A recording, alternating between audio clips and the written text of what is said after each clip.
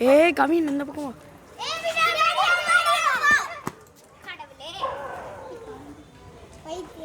ஏன்டா என்ன எடுக்க ஏன்டா என்ன வர விட மாட்டேங்கிறா? நீ சத்தம் போடுற கேட்குது. நான் போட வேண்டாம்.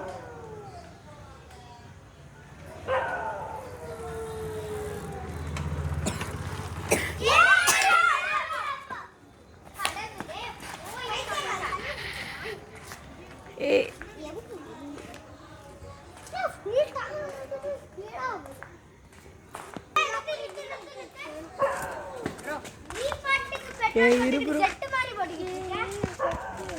லவர் சீன்னு சொல்லிட்டு எடுத்துட்டு இருக்கிறேன். வியாபாரம் நல்லா போதா?